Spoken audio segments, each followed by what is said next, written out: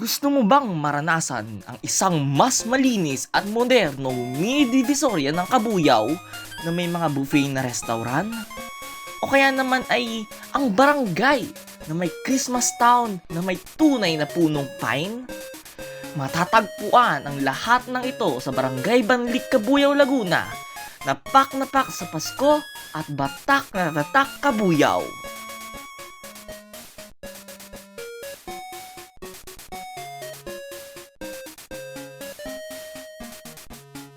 Nagsimula ako sa holiday spot ng Banlik, ang Granceville Subdivision. Nahati ito sa tatlong parte, ang Pineland, ang Twin Gazebo Park at ang Palm Park. Sa paglalakad papunta sa mga lugar na ito, napansin ko ang mga hanay ng mga bungalow at two-story na bahay na may estilong kontemporaryo, Mediterranean at villa.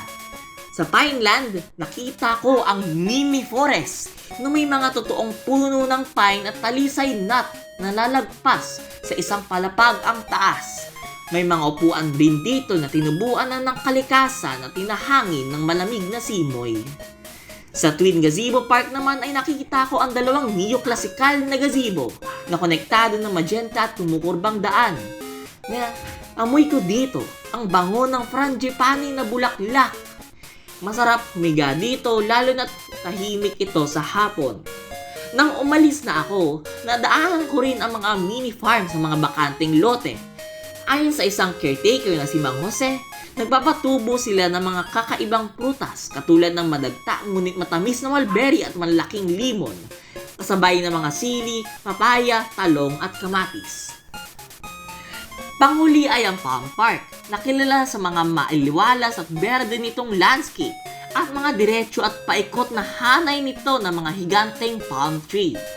Maraming bumibisitang bata at matatanda dito, katulad ng mga nag-skateboard, nag-basketball, nag-bisikleta, at mga magjowa na nakaupo sa mga bench. Nalibot ko rin dito ang naka-arko, pula, at malapalasyong clubhouse. Nakatabi ang isang Christmas tree na kasing taas nito. Ang clubhouse ay ang sentro ng Granceville Subdivision.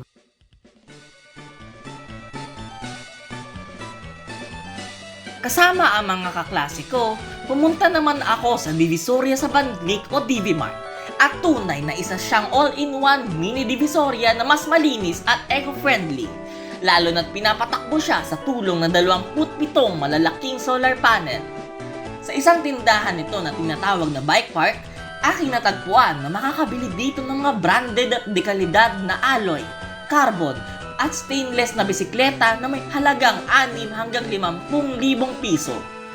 Sa loob ng DiviMart, bumungad sa amin ang cabin ng Pasko at mga mini arcade.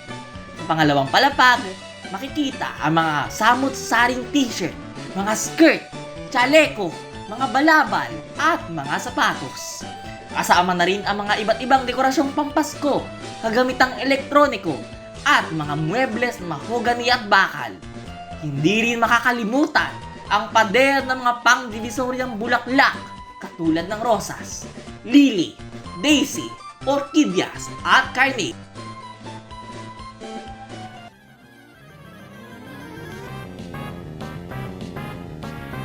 Pagkatapos ng shopping sa DiviMart, kumain naman kami sa Samgyup 199 na kung saan ay nagbayad lamang kami ng 199 pesos kada tao para sa natatanging Samgyupsal buffet sa buong Kabuyaw at Kalamba.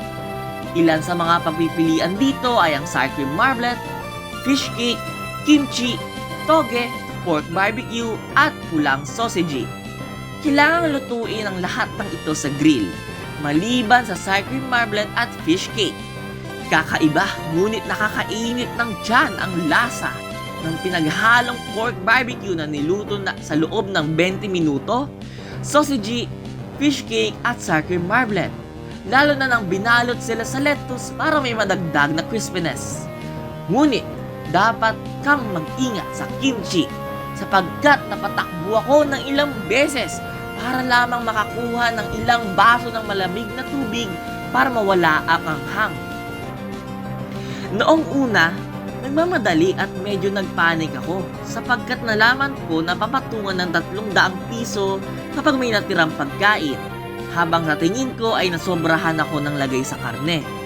Nagsimula kami ng bandang 5pm pero natapos ng 7pm. Mabuti na lamang at naubos namin ang mga kinuha namin pagkain. Tips: tapusin ang kainan sa loob ng 2 oras. Kaya magdala ng marunong talaga na magluto ng samgyupsal. Maging mahinahon sa ulam. At mag-ingat sa extra spicy na kimchi para hindi rin spicy ang ibabayad. Ang gala ko sa banlik ang nagtatak ng punto na hindi ko kailangan laging lumayo upang bumiyahe. Sa bawat tapak at pagbabatak ng barangay ko, ay nakahanap pa rin ako ng galang pak na pak sa aking tatak Pinoy na bulsa, diwa at saya. Kinailangan ko lamang na mag-iisa akong investigador sa mga lugar na inakala ko ay masyado ng pamilyar. Isa pa, tunay na nagpapasalamat ako na may mga kasama ako sa galang ito upang magamay ang pinuntahan, lalo na sa pagluluto ng samgyupsal na hindi ko pa masyadong alam. Samantala, natagpuan kong mas nahubog rin ang aking mga karanasan at gala dahil sa mga may ikli kong panayam sa iba't ibang tao, katulad ng mga empleyado ng DB Mart at mga nag-aayos ng mini farm sa Grand Civil. Panghuli, nakakatuwang isipin na ang mga lakbay sa naysay ng Piling Larang ay nakatulong para magkaroon ako ng isang oportunidad na gumala bilang isang turnalist, turista at journalist. Ngayon, dito nagtatapos ang lakbay na bumaybay sa Barangay Banlik, na batak sa holiday town ni Divisoria, kasaysayang may bakal at kalakal, at pagkain na kamamangha at minsan ay maanghang at talagang nakakabusog.